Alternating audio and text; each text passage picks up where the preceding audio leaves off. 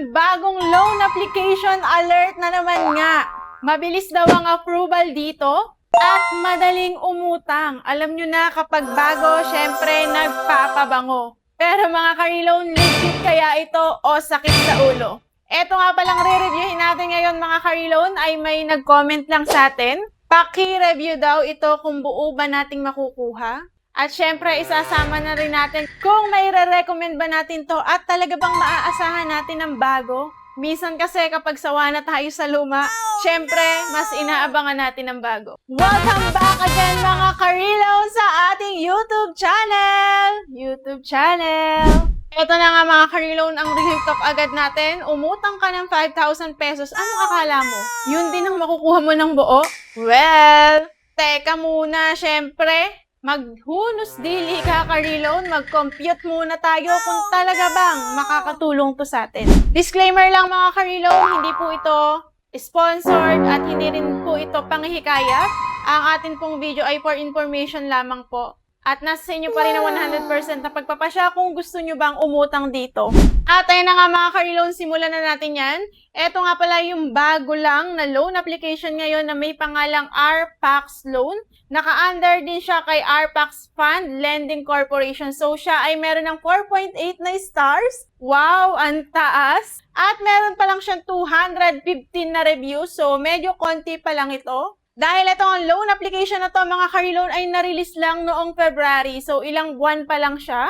At ang nakapag-downloads pa lang nga dito or nakasubok pa lang dito ay 1,000 plus. Sabi nga niya dyan ay your funding solution in the Philippines. We protect your data.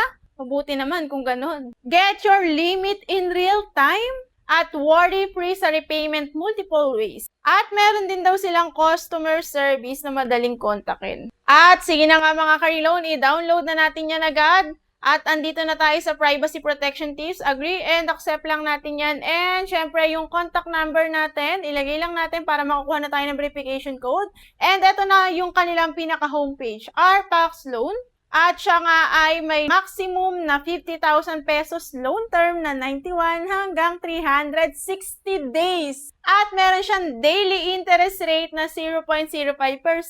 Pero mga ka-reloan, sa tagal na nating mga nanghihiram sa mga loan application na to, pare-parehas lang naman sila ng sinasabi. Kaya, huwag tayo agad naniniwala. Dito man lang makabawi-bawi tayo. Maging matalino tayo, mga ka-reloan. Ito yung kanyang application process, submit materials, online review, and awaiting transfer lang daw.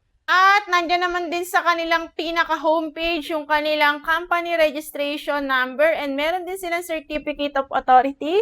And chinek nga natin siya sa SEC at ayan, lumabas naman na meron nga silang license. At eto na nga, unang-una pa lang mga ka-reloan, lumabas na agad yung app usage permission. Then punta lang tayo sa settings natin kapag on dyan. Ayan, hanapin nyo yung RPAX Loan at i-on nyo yan. So, kailangan yan dahil hindi siya gagana kapag hindi tayo nag-on. Alam mo mga segurista talaga itong mga loan application na to, di ba? At dito nga sa unang sasagutan natin mga ka-reloan ay identity information, ID type. Ito yung mga ID na tinatanggap niya, UMID or UMID, passport, driving license, SSS, PRC, postal ID, national ID na electronic, and GSIS, at saka PhilHealth ID. Then sa baba nun ay yung ID number, first name, last name, middle name, gender, at saka date of birth. Then, i-next na natin yan. At susunod na yung personal information, industry, classification, education, background, marital status, number of children, number of credit cards, ownership of property, residential address. So, kapag kinlik nyo naman yan mga ka-reloan, no hassle naman, pipiliin nyo na lang yung mga gusto ninyong isagot. At email address natin, syempre kailangan yan. Dito nga sa email address ay yung legit na email na ilagay ninyo mga ka-reloan, malalaman nyo kung bakit mamaya. And dito naman ay optional na lang to yung Viber account, Facebook account, at saka yung alternate phone number. So, hindi na tayo naglagay dyan dahil alternate lang naman. Sa residential address nga ay kailangan mo pang mag-type ulit dito ng detailed address kasi hindi siya mako-confirm or hindi siya masasubmit kapag wala. And then next na natin yung emergency contact ay dalawa lang yung kanyang hihingin. At nagdadirect ito sa ating phone book list. And after nga nun ay facial verification na tayo. At ganun lang kasimple mga ka-reloan ang sasagutan natin dito. Sobrang easy application dahil after nga nun ay na-offera niya na tayo ng tumataginting na 2,000 mga ka-reloan. Ayan, ang offer niya sa atin, withdrawable amount natin, access up to 2,000 now. And loan term niya 187 days. At meron diyang paglalagyan ng withdrawal account. Ito nga sa may loan term niya, pinipindot ko siya mga ka-reloan. Wala namang ibang lumalabas doon kung hindi 187 days lang din naman and 6 terms. And sa withdrawal account niya, pwedeng e-wallet and pwede rin namang bank. Siyempre, doon lang tayo sa gasgas nating e-wallet. Pwede siya sa GCash, PayMaya, and GrabPay. Doon na lang din tayo sa ating GCash. After nun mga ka-reloan, nandito na nga tayo sa pinaka-exciting part. Sa nagpapareview po sa atin, ma'am, eto na po yung tinatanong ninyo kung buo ba nating makukuha at okay ba yung terms nito. Ang nakalagay nga dito mga ka-reloan ay first repayment nyo ay 2,153 kung isasagad natin itong 2,000 sa loan natin. At ang repayment due natin ay June 24 mga ka-reloan. June 18 ko to in-apply. So, ibig sabihin po, 1 week lang po itong loan application na to. 2,153 daw yung ating babayaran sa loob ng 1 linggo. Parang maganda, di ba? Kasi isipin mo, 153 pesos lang yung tutubuin sa'yo sa loob ng 1 linggo. So, kung may pambayad ka naman, parang pwede mo na tong i-grab, di ba? Pero mga ka-reloan, maging mabusisi ka dahil tingnan mo dyan sa baba, meron siyang service fee na 600 pesos. And ito ngang 600 pesos na to mga ka-reloan ay system service fee na 310. Meron siyang account maintenance fee na 0 lang naman. At risk management fee na 350. At mga ka-reloan, yung amount disbursed. Ibig sabihin, nakalatag na po dito, ipinapakita na po sa atin kung magkano lang yung marireceive natin dito sa loan application na to. At ang marireceive lang natin sa kanya, ka-reloan, ay 1,340. Kasi ikakaltas niya na agad yung 660 pesos. So ma'am, sa nagpapareview sa atin dyan, hindi po natin ito buong makukuha. At tanggalin mo na sa isip mo na 153 lang yung tutubuin sa'yo nitong 2,000 pesos. Kasi 153 plus 660, yun ang tubo niya sa loob ng 7 araw.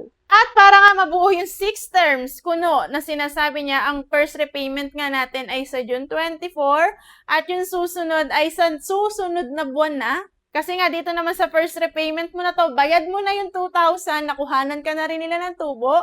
Kaya yung next term nila ay 1 buwan na makalipas, July 24, at 2 pesos na lang yung babayaran nyo. Ganon din sa term 3, 4, and 5, and 6. June, July, August, September, October, wala pa nga siyang November at tumalo na siya agad ng December para lang makumpleto yung sinasabi niyang 187 days. Pero para saan pa yon mga ka-reloan? So, eto namang 2,000 na to ay hindi naman tayo inuobliga na i-loan natin ito na sagad kung ano yung offer niya sa atin kasi nababawasan siya. And etong 2,000, pwede kayong mag-loan dito ng pinakamababa na 1,000 pesos. Same loan term din siya, 6 terms. At yung kanyang first repayment ay ganun din, 7 days to pay. At ang babayaran nyo sa 1,000 ay 1,076. Again, parang maliit, di ba? Parang 76 pesos lang. Kaya isipin mo kung may pambayad ka sa loob ng 1 linggo, ay pwede na to. Pero ka-reloan, etong 1,000 mo ay may service fee na 330 pesos at ang disbursed amount lang niya ay 670. So, ka-reloan, halos kalahati agad yung natapyas dito sa loan amount natin. Kaya para sa akin, ka-reloan, ay hindi ko to maire-recommend at hindi na rin para patunayan pa kung eto nga ba yung matatanggap ko.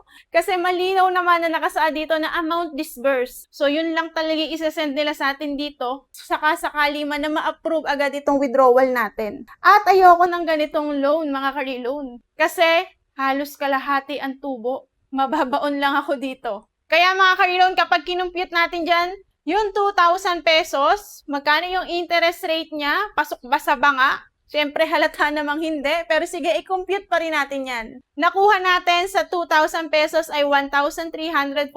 Babayaran mo ng 2,153. Ang tubo niya sa loob ng 1 linggo ay 800 13 pesos. At ang interest nun sa loob ng 7 araw ay 60.67% carry loan. So ikaw kung matinding-matindi yung pangangailangan mo carry loan, itutuloy mo ba to? Kahit sabihin mo na easy approval, disburse agad, itutuloy mo to? Pero kayong bahala. Ako kasi hindi. At katumbas nito kada araw ay 8.67% mga carry loan. Sabi niya kanina, 0.05% kada araw. Pero yung point nito sa totoo, yung 0.67, mas malaki pa rin sa 0.05. Diba? Malaking kalokohan. Ito po mga carry loan, disclaimer lang, hindi po ito paninira. Ito po ay depende sa aking experience and dito mismo sa kanilang nakalatag na loan terms. So mga carry loan, napakataas nito para lang sa loob ng isang linggo. Parang ibinabaon mo yung sarili mo dito pagka umuutang ka sa ganito carry loan. Pero wala naman akong magagawa kung gusto nyo tumuloy dito o hindi. Pero ako, hindi ko to itutuloy carry loan. So yun lang muna mga carry loan ang tungkol kay RPAX. Sana ma'am ay nasatisfied ka sa ating review tungkol dito. So kayo ang tatanungin ko, itutuloy nyo ba to? Kung nakatulong sa inyo itong video natin mga carry loan, please like. And mag-comment na rin kayo kung meron pa ba kayong gustong ipa-review at natatakot kayo, baka mag-auto-dispersion. Syempre ako muna, I got you all.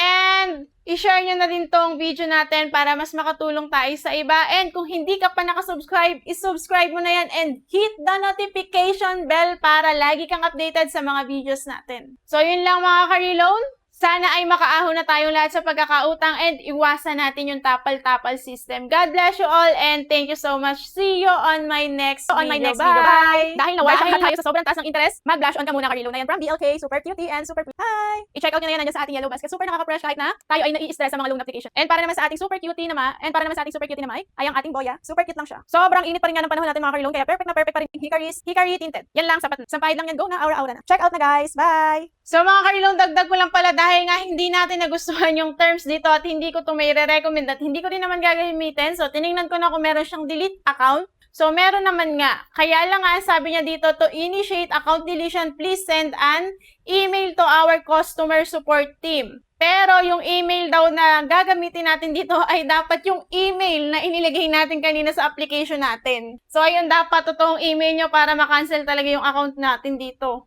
And to submit your account deletion request, you are required to send an email from the same email address you provided during the application process. In your message, please clearly state that you wish to delete your account. Include your account details such as your registered number and your briefly explain the reason for your request. So mga ka-reloan, kung maglalagay kayo doon ng email nyo, sana yung totoo na lang din, lalo na kung hindi nyo rin naman itutuloy, para kapag gusto nating i-delete, ay madali lang natin itong madi-delete. At ayan na nga ka-reloan, i-delete na natin yan. Bye! Bye! Bye, RPAX Loan!